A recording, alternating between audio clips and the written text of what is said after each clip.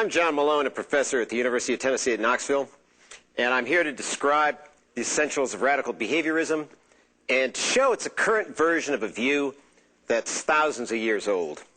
I believe that anyone, given enough education and experience, anyone who knows what's what, would be a radical behaviorist. But it's hard to discern what's what since misinterpretations are so common. Usually radical behaviorism is portrayed as a repulsive version of ever-present pop cognitive views, the mechanical model that won't let us study the mind, and so on. This couldn't be further from the truth. This misinterpretation will continue since radical behaviorism is a departure from ordinary psychology, and so is bound to be misconstrued. Now, radical behaviorism is not cognitive psychology. Cognitive psychology can actually be defined more charitably, but in many ways it's a synonym for conventional, ordinary, generic, vanilla, pop psychology. It places the causes of our actions inside us as mediators, just as common sense does. And it's been around forever, just like astrology. Behaviorism is a clear alternative to cognitive psychology, but only if it's the radical behaviorism of B.F. Skinner or one of its variants, actually one of its improved variants. Beware of false behaviorisms. Those behaviorisms constitute what Skinner in 1945 called methodological behaviorism, and they're actually cognitive theories. Methodological behaviorism is the awful behaviorism that you encounter in textbooks and in the popular press. It's the behaviorism that treats us as machines with no minds. It's bad behaviorism. Skinner always criticized it, and rightly so.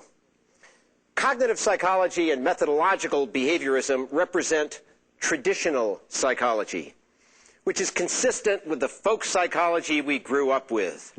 But it's not good psychology. Traditional psychology is bad, very bad. Radical behaviorism deals more effectively with the topics usually considered cognitive, and it provides solutions to problems that have been deemed insoluble. And radical behaviorism has been around for a long time. It's not a 20th century creation. When you see behaviorism criticized, once again, it's almost always methodological behaviorism that's the target, whatever the critic calls it.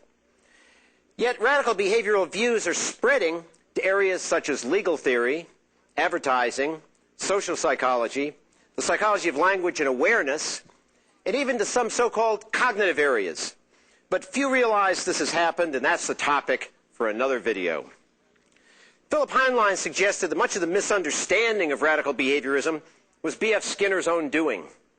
In seeking to popularize his views, Skinner inevitably dumbed them down, presented them in a simplified way that invited misunderstanding.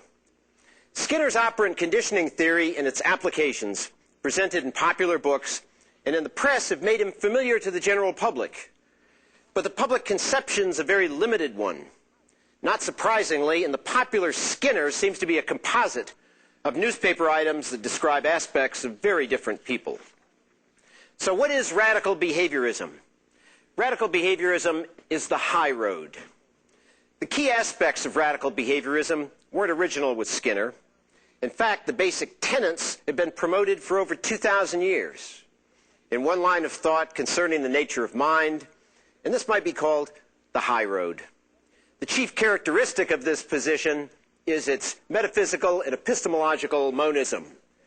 From now on, I'll refer to that as monism. Metaphysical monism is the view that nature is of one kind. There's no mind or spirit that is essentially different from the material of our bodies or of the rest of the universe. Epistemology is a study of the origin and nature of knowledge. What can we know and how do we know it? Epistemological monism holds that there is no real distinction between subject and object, or the knower and the known. Simply put, epistemological monism believes that we know things around us not because of copies, but by direct contact with them. So radical behaviorism is monistic as far as the nature of underlying reality. It is one thing, not matter, not mind, but one thing. And knowledge does not occur because we make copies of things. Radical behaviorism continues the historical traditions of these monisms, and like most other monisms, it views psychology as a study of activity, not of static things, be they representations, habits, or other things. I list here now the defining characteristics of radical behaviorism, and a very good job of this has already been done by Sam Lakeland in a collection of readings edited by Getze and Hayes, or Hayes and Getze, whichever, in 1997. And he agrees pretty much with this listing, but maybe not entirely. Number one, radical behaviorism involves no dualisms. There's no separation of mind and body. There's no distinction between knower and known. The mind-body distinction is a bad one. Number two, radical behaviorism deals with dynamics and not with statics. The subject matter of psychology is best viewed as activity or behavior. This view has been held by some thinkers for millennia, but it always has been the minority opinion. Number three, radical behaviorism accepts no mediators. Mediationism is the according of causal status to inferred events. It's what Skinner criticized as cognitive psychology. Such things as memories, images, expectancies, sensations, percepts, cognitions, habits, representations, and so on are only a few of the countless mediators that have been proposed to underlie our observable activity. No one has a thought, but we think. No one sees images, but we see things. No one has sensations, but we do sense. Number four, private experience is included. However, personal experience does not occur inside us or outside us. It merely comprises activity that may not be visible to others. As Skinner wrote, the skin isn't an important boundary, and private activity is the same in kind as public activity. We may often predict and influence the private activity of others just as we influence their and our public activity. Number five, much that we call mental phenomena is actually behavior occurring over time. The private-public distinction is acceptable and refers to real things. But the mental-physical or mind-body distinction is a false one, since mind is wholly fictional. Howard Rachlin followed Aristotle in making a convincing case for the equivalence of mental and observable activity extended in time. I'll explain this shortly. And number six, traditional operant conditioning terms, even though they're closely connected with B.F. Skinner, have no special status and no special connection to radical behaviorism. The few terms introduced by Skinner in 1938 in The Behavior of Organisms, and those added since, are not sacred. In fact, the most basic terms, such as stimulus, response, and reinforcer, were used by other theorists with very different meaning from that of radical behaviorists. When such terms are used, they're always functionally defined and never assumed in advance, and they could well be disposed with. Now, getting to similar views through history, I've said that radical behaviorism, as I've defined it, represents a tradition with a very long history. But this tradition has always been overshadowed by the low road. If it's the high road, there has to be a low road. Excuse me. The low road is the easy dualism of mind and body that conforms to standard normal religion and to uncritical common sense. The low road is clearly represented in the teachings of Pythagoras during the 6th century BC, which were adopted by Plato 200 years later, as well as by countless others through history. This view has always been dominant. Pythagoras viewed mind and body as utterly different. The body is an impure vessel for the mind or soul, which acts as an ancient version of Casper the Ghost. After death, souls are recycled and animate a new body, much as Shirley MacLaine would have it. Sensory knowledge depends on copies of external things that pass through us. So our senses are unreliable, and we must pierce the veil of appearances to find real truth, which is spelled with a capital T. The soul or mind, Casper the Ghost, does this. When we explain our actions in that way, in terms of a separate mind or a ghost, we rely on very bad psychology, since our explanations are based on ghosts, and ghosts don't exist. Now, the high road begins with the Milesians of the 6th century BC. This is something you've not heard before. It may seem odd to refer back to Thales, Anaximander, and Anaximenes as pro-radical behaviorists, but they represented a material monism that stood in contrast to the Pythagorean dualism that proved far more popular. The natural scientists of Miletus opposed mind-body dualism and believed that we're truly parts of nature. There's no special soul substance that animates us. As part of nature, we're as understandable as is the rest of nature. If the weather and movements of the planets are predictable to some extent, then our behavior and our thoughts are predictable to some extent. The Milesians also believed that constant change or activity was the rule, and that we should seek out regularities in this apparent chaos. Now, as one caveat, if we're part of nature and what we call mind is also part of the rest of the universe, then another way of looking at it is to say that the universe itself is animate, is animated. This is a panpsychism. I see nothing wrong with panpsychism. But needless to say, the metaphysical dualism of Pythagoras prevailed and was passed on through many successors, including Plato, Augustine, and Descartes, and it's dominant today. The high road continues with Protagoras of the 5th century BC. Protagoras of Abdera in Macedonia could be called the William James of ancient times, possibly the Charles Peirce of ancient times. He proposed that there is no absolute truth, that man is the measure of all things, and that epistemology does not involve the taking in of copies. Sensation is a relation between the sense organ and the object sensed, each dependent on the other.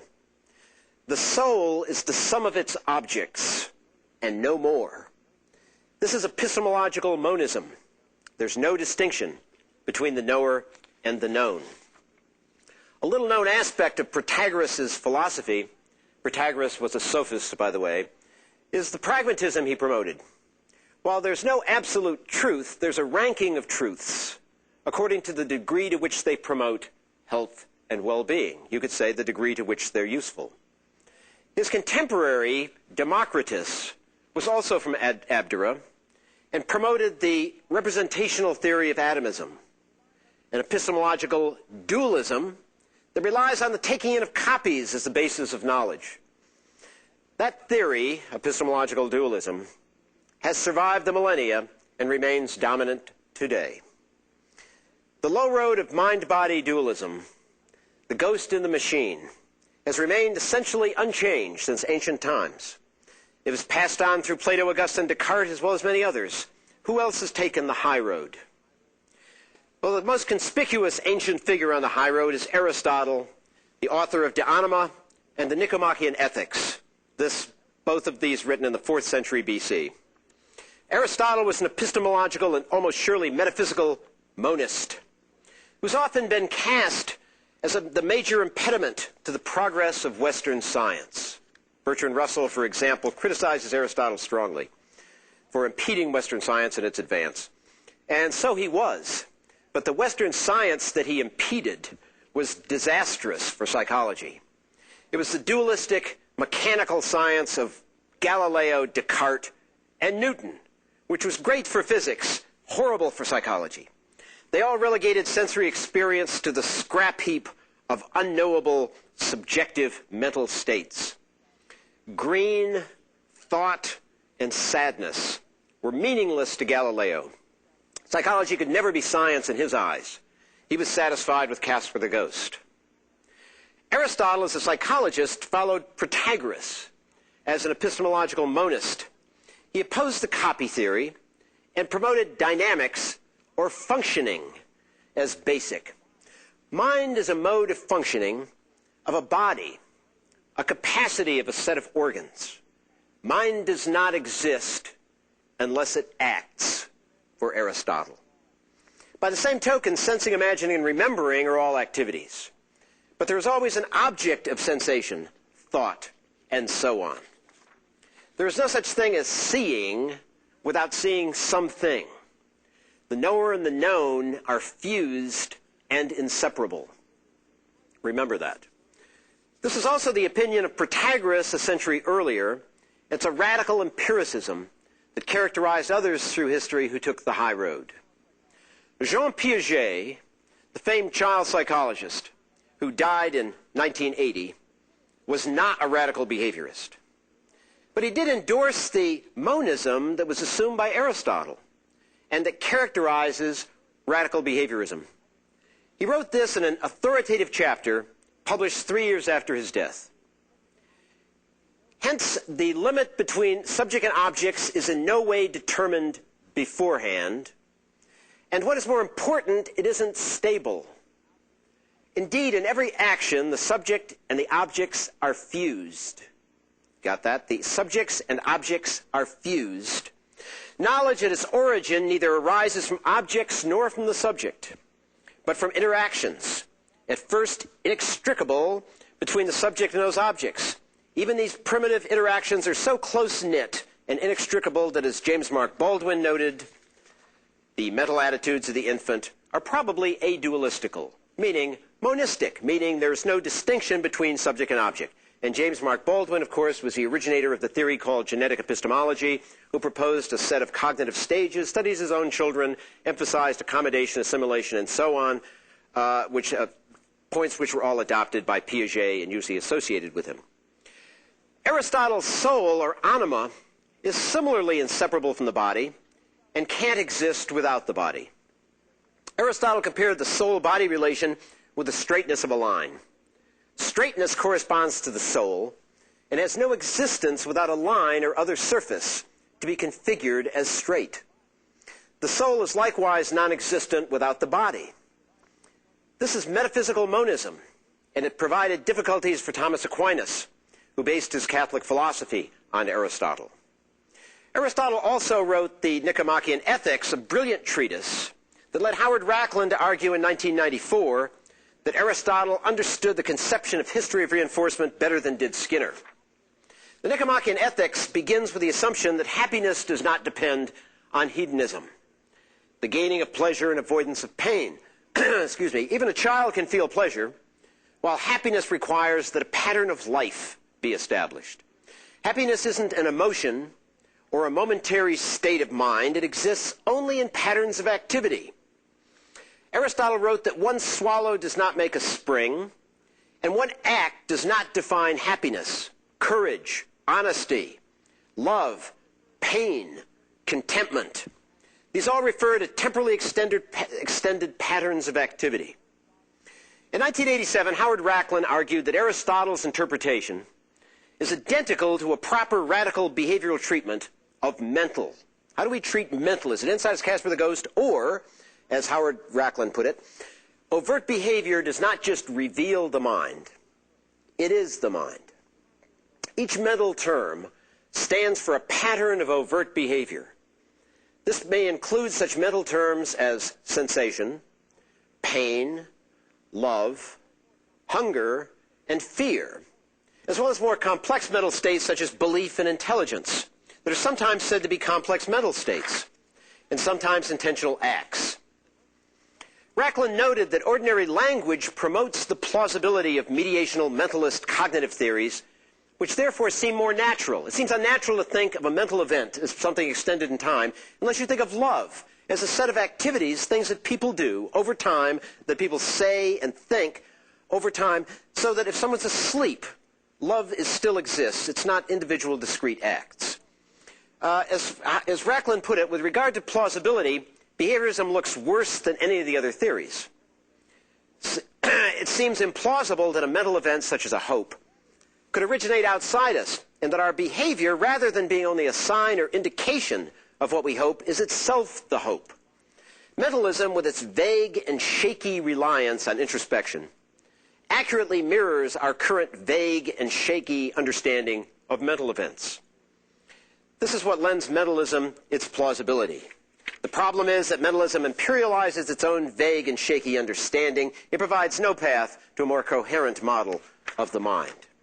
Rachlin treats the soul as a temporally extended, overt, observable pattern of behavior. That's close to Aristotle's view during the 4th century BC. Now, after Aristotle, luckily his writings were preserved and taken over by the Arabs, and I say thank goodness for the Arabs. And his psychology was first passed on through the Islamic scholars Ibn Sina, and Ibn Rushdi, or Avicenna and Averroes, as they were called by Christian scholars. Thomas Aquinas presented Aristotle's philosophy during the 13th century in his Summa Theologica.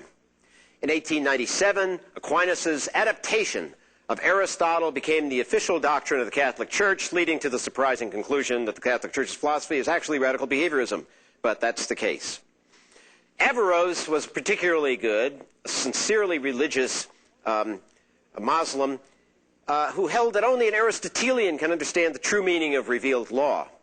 This Aristotelian philosopher is thus superior to the Muslim theologian who is Platonic by comparison, and the theologian is himself surely superior to the masses to whom truth must not be revealed, but who must accept the plain surface meaning of the scriptures. The sort of monism that Aristotle spoke of was appreciated by Islamic scholars, thank goodness, and thus was preserved and passed on to us. Now, continuing the high road, we now have a gap of approximately 700 years, and we come to David Hume, probably the smartest man who ever lived, whose final words were adieu, etc., and whose proposals are very similar to those of B.F. Skinner's, except B.F. Skinner's were made in 1953, 200 years later. And in 53, Skinner proposed that we're many selves, since a self is a set of behaviors organized around common situations. Thus, we have a self at home, a self at work, and so on. I was not myself, I was beside myself, and what all. John B. Watson held the same view. In the early 20th century, there's no real or authentic self. This view can be traced back to at least the 18th century, when it was proposed by the Scottish genius David Hume, who questioned the existence of a unitary self that's born, lives, and dies, or is reborn. When we examine the idea of self, we find that it's a complex idea, partly of our own making. Immanuel Kant, Hume's powerful critic, agreed. We don't sense a self. If you think, what is my self, when I really get to it and try to conceive it, Hume wrote, nor do we have any idea of self after the manner it's here explained. From what impression could this idea be derived? What sensation corresponds to the idea of self? The question is impossible to answer without a manifest contradiction and absurdity. And yet 'tis a question which must necessarily be answered if we would have the idea of self pass for clear and intelligible. Now, what do we find when we look for the self? Hume found, for my part, when I enter most intimately into what I call myself, I always stumble on some particular perception or other of heat or cold. And were all my perceptions removed by death, and could I neither think nor feel, nor see nor love, nor hate after the dissolution of my body, I have no sensations, my body is dissolved, I should be entirely annihilated. Nor do I conceive what is farther requisite to make me a perfect nonentity. Hume seems correct, and this being the case, we might well wonder from where we do get the absurd notion that we're a self, independent of percepts of sight and sound, and touch and smell and emotion. Hume tells us that this is the same process that leads us to attribute identities to the object of sense. And as he says, we have a distinct idea of an object that remains invariable and uninterrupted through a supposed variation of time. And this idea we call that of identity or sameness. We also have a distinct idea of several different objects existing in succession and connected together by a close relation. And this, to an accurate view, accords as perfect a notion of diversity, as if there were no manner of relation among the objects. It's easy to keep separate these two ideas, the same thing going through time, or a succession of things going through instants of time, one would think, but in fact we confuse them all the time, because we can't distinguish a single persisting object from a series of different but related objects. We call them the same. Though we have an odd feeling, they're not the same. As Hume put it, in order to justify to ourselves this absurdity, we often feign some new and unintelligible principle that connects the objects together and prevents their interruption and variation. Thus, we feign the continued existence of the perceptions of our senses to remove the interruption and run into the notion of a soul and a self and substance to disguise the variation. Notice this is another instance of interpreting a mental entity, the feeling of self, as a pattern of activity occurring over time, as Aristotle and Rachlin would have it. Others adopted this view of the self, including the Scottish physician and philosopher Thomas Browne, who presented it in this way around 1800. He asked us to consider the great changes that may occur in one's personality as the years pass. Does the person or self remain the same? And as he put it, suppose you've been away from your country for decades, and you return to see your father. This is the person who bounced you on his knee. This is the person who taught you right from wrong. This is the smartest, strongest, best-looking, best person who ever lived. And you return to find him sunk, perhaps, in the imbecility of idiotism. That's a wonderful expression. Unable to recognize us. Ignorant alike of the past and future, living only in the sensibility of animal gratification. Who shares no memories with you, doesn't recognize you. When we observe all of this, do we use only a metaphor of little meaning when we say that he's become a different person and his mind and character are changed? In what way does the identity consist? How is it the same person at all? It's a completely different person. The father's gone. The assumed identity of the self from day to day and birth to death finds a parallel in the life of a pair of socks. And as Browne went on, Sir John Cutler had a pair of black worsted stockings, which is made darned so often with silk that they became at last a pair of silk stockings. And of course, Cutler would ask, where are my worsted stockings? Even though they're entirely made of silk. They've changed entirely, but they remain like my grandfather's knife that's got its fifth blade and its 12th handle and so on. Still my grandfather's knife. And Hume also realized that much of what we call free will seems pretty orderly to others. And he said we may imagine we feel a liberty within ourselves, but a spectator can commonly infer our actions from our motives and character, what they know of us. Now, there's much more to Hume, of course. I'm just picking high spots. I continue the high road with John Stuart Mill, another probably greatest mind who ever lived. And Mill faced the same problem that Skinner faced, this being in the mid-19th century, showing that pop cognitive psychology was not the only nor the best way to deal with psychology. He chose Sir William Hamilton as his target, much as Skinner chose Noam Chomsky and the rest of cognitive psychology as his. Hamilton was an advocate of intuitionism, the doctrine that we come into the world with wonderful innate functions, all prepared to recognize truth when we experience it. A comparable modern example of such intuitionism is Noam Chomsky, who argued for the innate knowledge of language, requiring us to come with a language acquisition device. This view really irritated John Stuart Mill, who smashed Hamilton's theory to powder and proposed his own theory of belief in its place.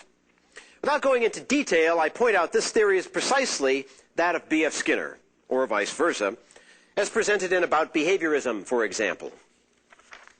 Skinner viewed perception as activity, such as seeing or hearing, that was shaped by one's past. We're apt to see what's customary, what we've seen in the past under similar circumstances. He wrote that we don't respond to stimuli, we respond to our histories. This is precisely Mill's theory of belief, which holds that we respond to a little bit of what is present and make a heap of inferences about what's there. A mountain seen in clear air appears closer than it is, since clear things have in the past been close. I think that Mill and Skinner would agree that the loved one that we see at a seance is actually there. That is, we do see the loved one in exactly the same way that we saw the loved one early in our life. That is, as a little bit of sensation and a mass of inferences based on our history with that person. Extremists have carried this doctrine to absurd lengths. Postmodernists, crazies, during the last decades of the 20th century. But basically, it's sound. And it's radically behavioral. Next, we come to Alexander Bain on the high road. And Alexander Bain was a famous dissociationist. We're commonly told that the 19th century associationists believed that the mind was like a switchboard, filled with connections that were essentially passive. And that makes Alexander Bain surprising to those who actually read his books, which were immensely popular during the late 1880s, late 1800s.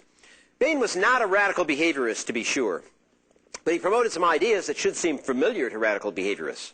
First, Bain viewed activity as basic.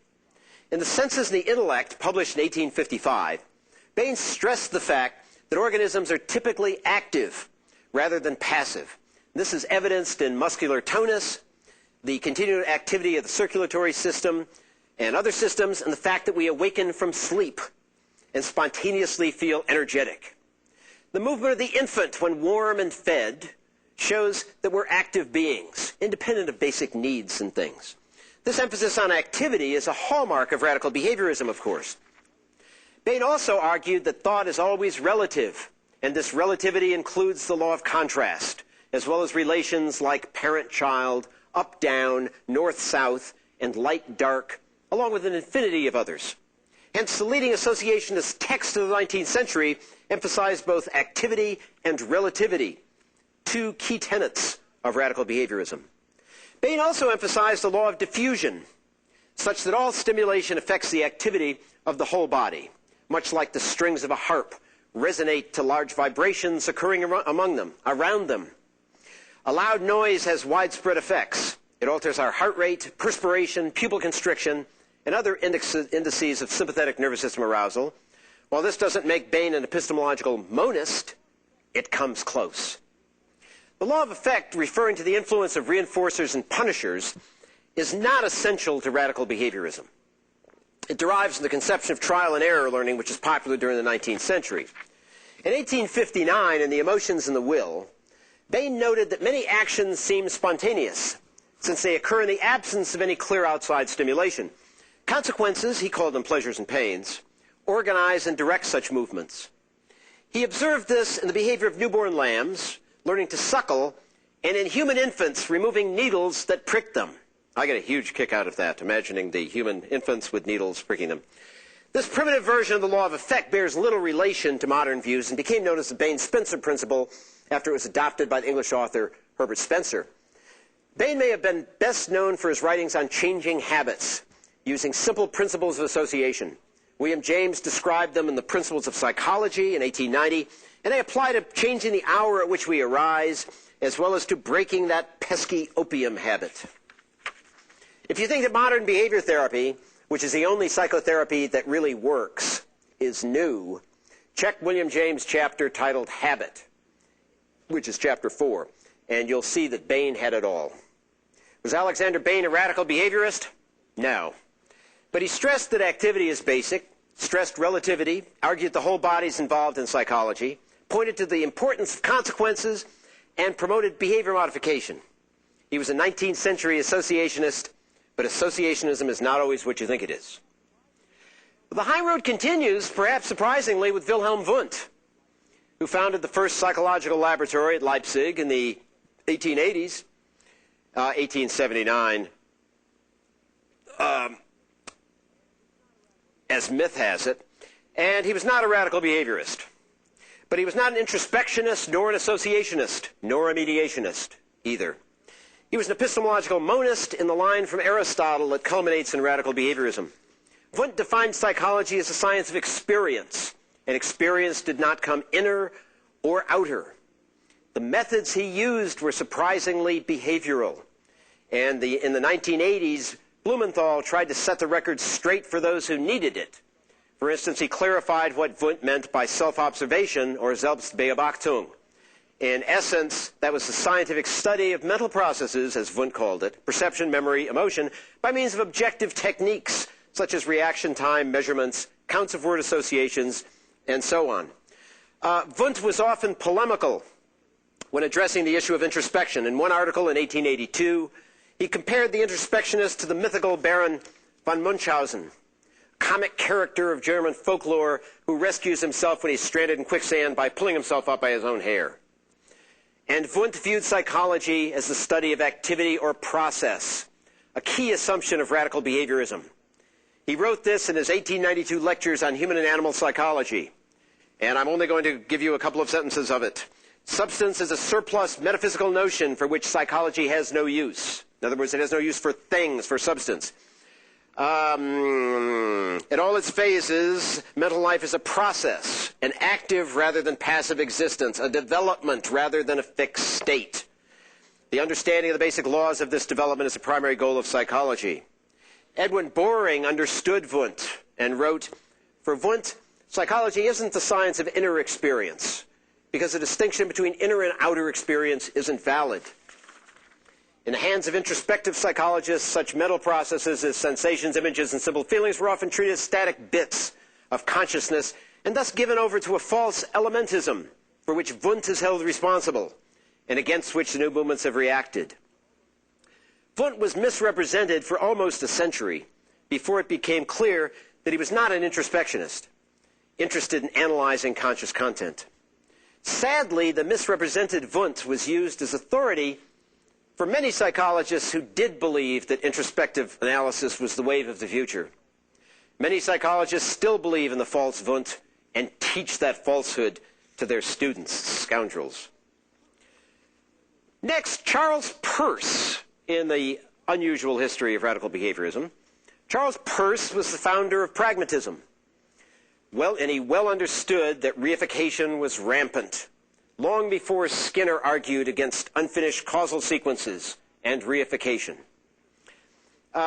He describes a recent work on analytic mechanics, Peirce was a physicist, by Kirchhoff, where it's stated that we understand precisely the effect of force, but what force itself is, we don't understand.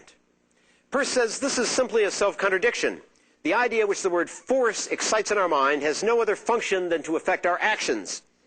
And these actions can have no reference to force otherwise than through its effects.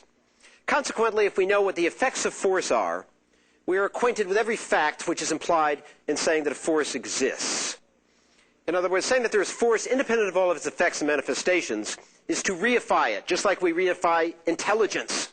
Here is someone who scores well on a certain kind of test and who does well in schoolwork and other things.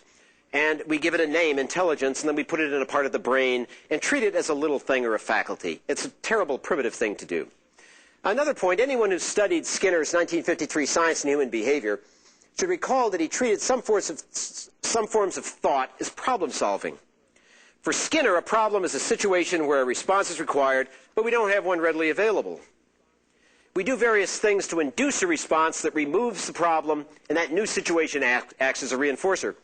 This behavioral view of thought, treating thought as activity, is not new. Charles Peirce described it in 1878.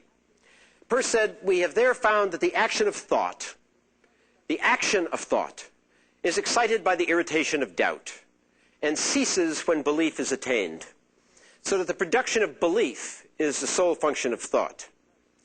In introducing his philosophy of pragmatism, Peirce defined belief, thought, and meaning in what was then a novel manner in terms of actions.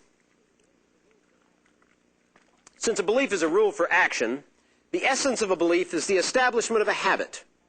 The whole function of thought is to produce habits of action. And whatever there is connected with a thought but irrelevant to its purpose is an accretion to it but no part of it. For what a thing means is simply what habits it involves. So meaning is always tied to action. And what a thing is, whether it be a fuel injector, a hobby horse, or a BMW Z3, is always the sum of our actions with respect to it. That's a deep thought, dude, and it's also a monism of action. And that's radical behaviorism. Well, William James was a mentor, so to speak, of Charles Peirce, and William James' radical empiricism was a monism, as he shifted toward a behavioral orientation after 1890. His positivistic view was opposed both to the associationism and the sole faculty theory that had defined psychology up to that point. Following his friend Peirce, he viewed mentality and cognition as behavior, as activity. As he wrote, "The theory of evolution is beginning to do very good service by the reduction of all mentality to this type of reflex action.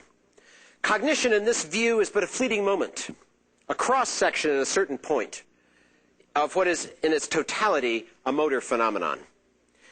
And we're all acquainted with a thing as soon as we have learned how to behave towards it, or how to meet the behavior which we expect from it.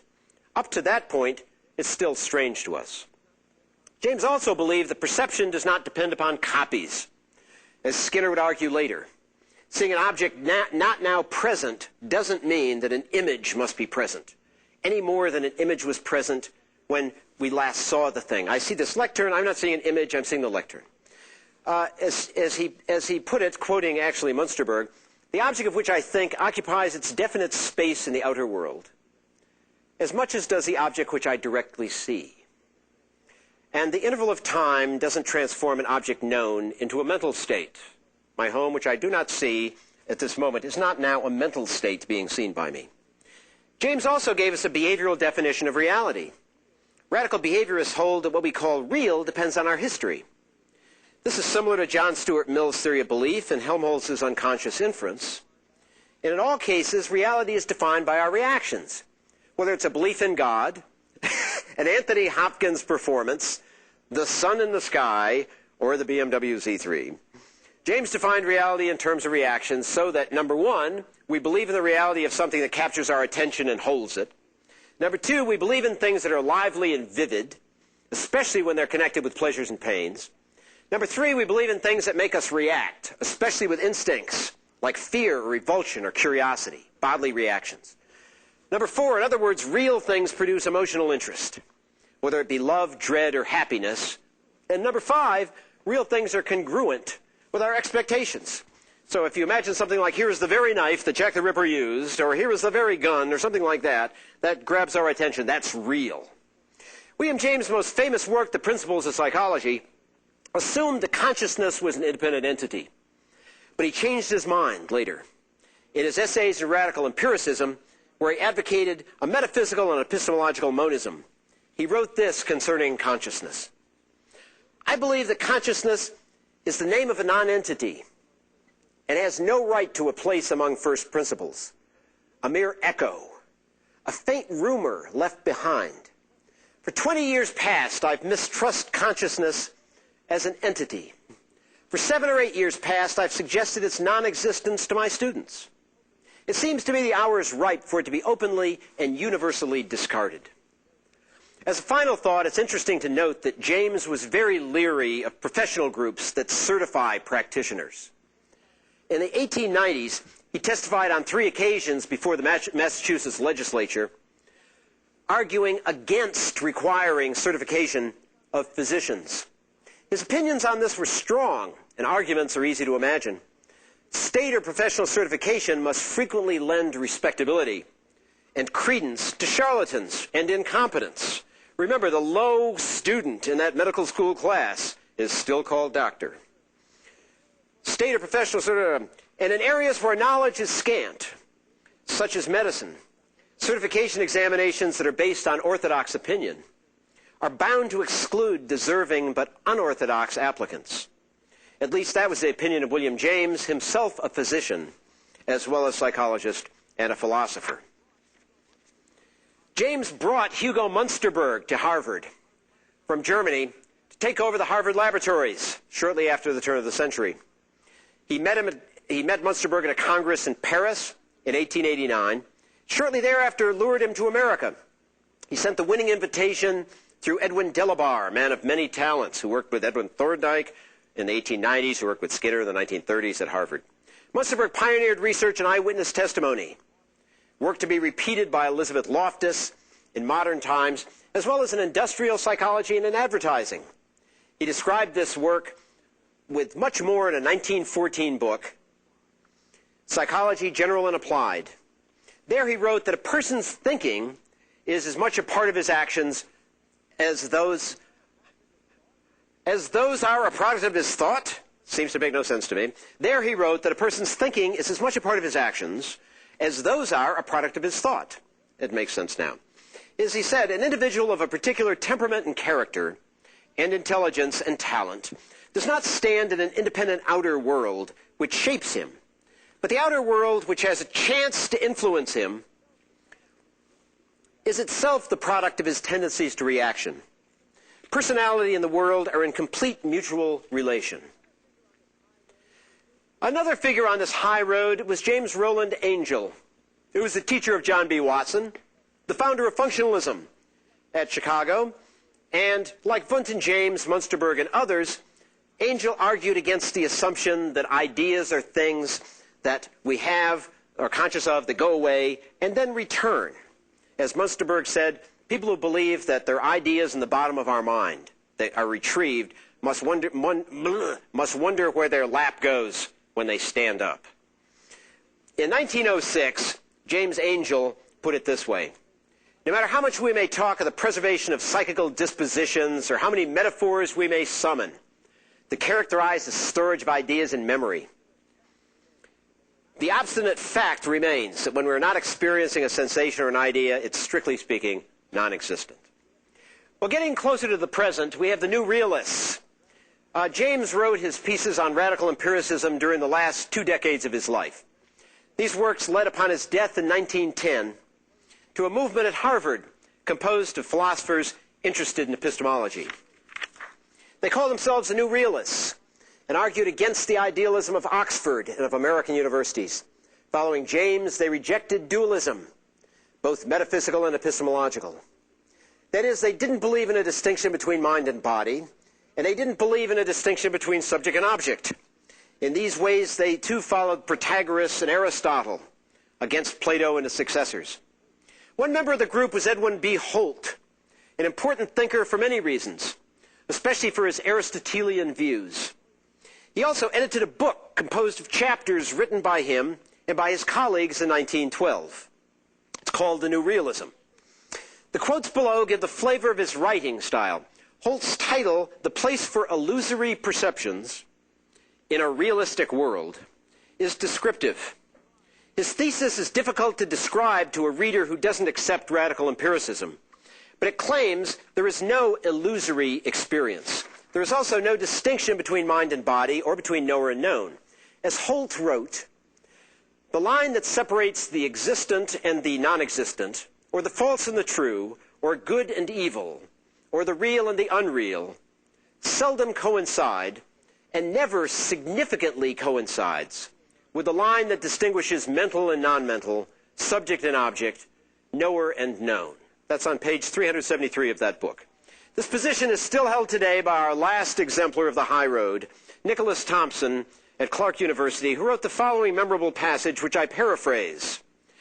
When I drink too much coffee, the behavior of people around me becomes irritating. But we must remember the Gelb disk. When the disk is illuminated by an unseen source, it appears luminous, but when the beam is interrupted, it can be seen to be illuminated. When someone points out to me how much coffee I've had, people around me are less irritating. The Gelb disk is illuminated by an unseen source and appears to be generating light itself, to be luminous, until we see the real light source. Then the disk appears illuminated, not luminous. So too with our, quote, inner experience, which is neither inner nor outer. Thompson disputes the phenomenal reality of the inner-outer distinction. There is no mind in a body, and experience does not occur inside us. In this way, he's clearly in the spirit of the New Realists and of their inspiration, William James. And that's the view of radical empiricism. In summary, radical behaviorism is very different from traditional psychology, and it represents the end of a thread that can be traced to ancient Greece. It tells us this. First, we're not machines with minds inside. The mind-body distinction is a foolish one that is foisted on us by folk psychology, and we need not accept it. Number two, our personal experience is important, and it is not inside us. Number three, we don't gain knowledge by making copies of the world.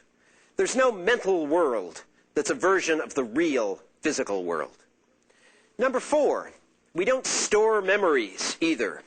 The thinkers of the 19th century knew that. Number five, the brain is wonderful, but it's not equivalent to the mind. Number six, there is no self that endures through a lifetime. As our bodies and our experience change, so does our self. And number seven, love, despite the awful song that includes this as lyrics, is not an emotion. That is, many mental entities are actually activities spread over time. That applies to bravery, virtue, intelligence, and many others, including love.